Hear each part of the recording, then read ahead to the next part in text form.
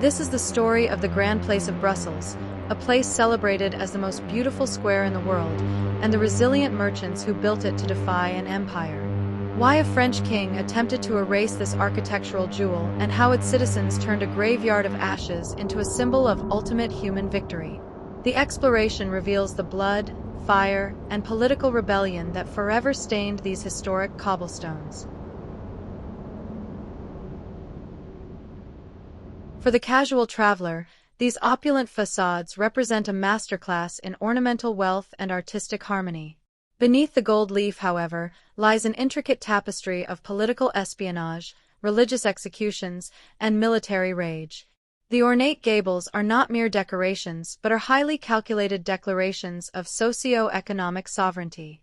Every stone tells the story of an affluent mercantile class that successfully resisted the absolute power of kings. The evolution of this space began in the 11th century, when it served as a simple, muddy trading market known as the Lower Market. The evolution of this space began in the 11th century, when it served as a simple, muddy trading market known as the Lower Market. Over the centuries, the square transformed. The Grand Place in Brussels, a tapestry of Gothic and Neo-Gothic splendor, where history whispers.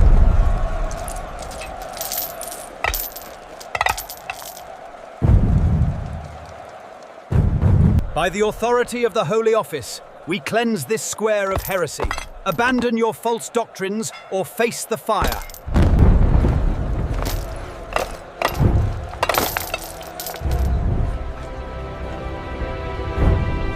Recant your Lutheran errors now, or face the flames.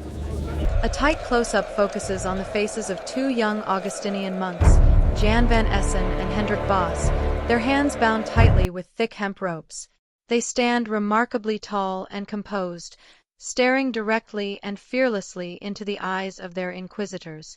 On July 1st, Hendrik Vos and Jan van Essen are burned alive as the very first Protestant martyrs of the Reformation. The intense heat of the crackling fire radiates across the silent cobblestones, leaving a permanent scar on the city's identity. Although their physical bodies are reduced to ash, their public execution sends shock waves of protest through the Christian world. This event lights a fire of religious resistance in Brussels that no imperial force can ever truly contain.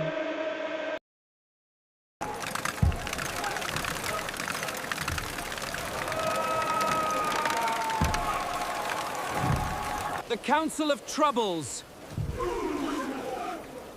We call it the Council of Blood. The Duke of Alba and his men are here. God help us! Keep your head down, woman.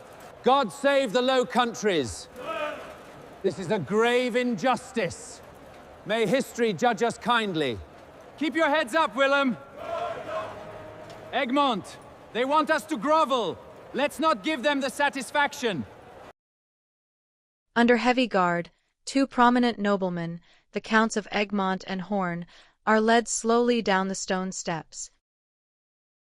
On June 5th, both noblemen are publicly beheaded in a shocking display of imperial dominance. Egmont meets his end with uncomplaining dignity, leaving a silent crowd frozen in utter disbelief and grief. Rather than crushing the spirit of rebellion, this horrific execution sparks the historic 80 Years' War. The blood of these noble martyrs will ultimately water the tree of Dutch and Belgian independence. A French artillery commander peers through a brass spyglass, targeting the distant Gothic spire of the Brussels town hall. The sun sets in a deep, bloody red hue, casting an ominous warning glow over the medieval skyline of the city. King Louis XIV of France, frustrated by military setbacks, orders a spectacular show of force to terrorize his enemies. The magnificent Grand Place is about to face its ultimate, apocalyptic test of fire and iron. The night sky above Brussels suddenly erupts into a terrifying canvas of white-hot streaks and exploding shells. Mortars and cannons unleash a relentless barrage, their muzzle flashes illuminating the panicked faces of fleeing citizens.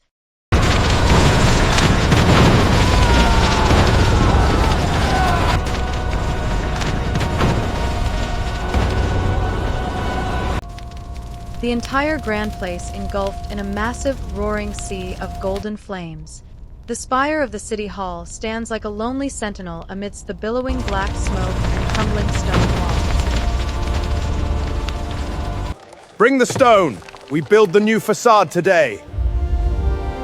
Clear this rubble first. We have a city to rebuild. The new foundation rises today. A master architect unrolls a massive blueprint of a Baroque facade onto a rough stone block.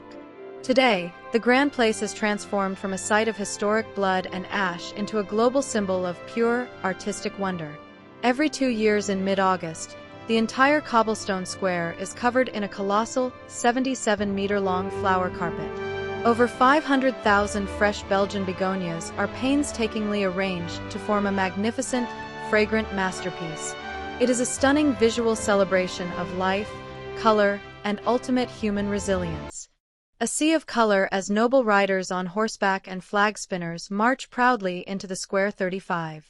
Actors in glittering Renaissance armor and elaborate silk dresses wave to the cheering crowds under the gilded facades, the towering figure of the Emperor Charles V being portrayed with grand, historical accuracy. History comes alive during the spectacular Ommegang pageant, an annual festival that electrifies the historic center of Brussels. Over 1,400 costumed actors recreate the legendary. The playful heart of Brussels shines brightest during the ancient procession of the Maiboom, a tradition dating back to 1308. To honor an ancient victory over their rivals from Leuven, the citizens of Brussels must plant the sacred tree before 5 p.m.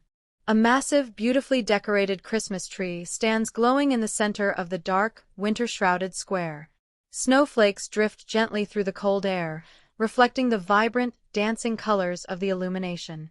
As the seasons turn and winter wraps Brussels in its chilly embrace, the Grand Place becomes a magical, festive wonderland. Among the rebuilt wonders of the square stands the magnificent House of the Brewers Guild, a true testament to local craftsmanship. Today, its ancient, vaulted cellars shelter the Belgian Brewers Museum, preserving the rich secrets of this legendary trade. In 1998, the Grand Place was officially inscribed on the UNESCO World Heritage List. It stands today not just as an architectural marvel, but as an unbreakable monument to the triumph of beauty over destruction. Through fire, blood, and centuries of trial, this square has remained the beating heart of Brussels. May its golden facades continue to inspire the world for generations to come.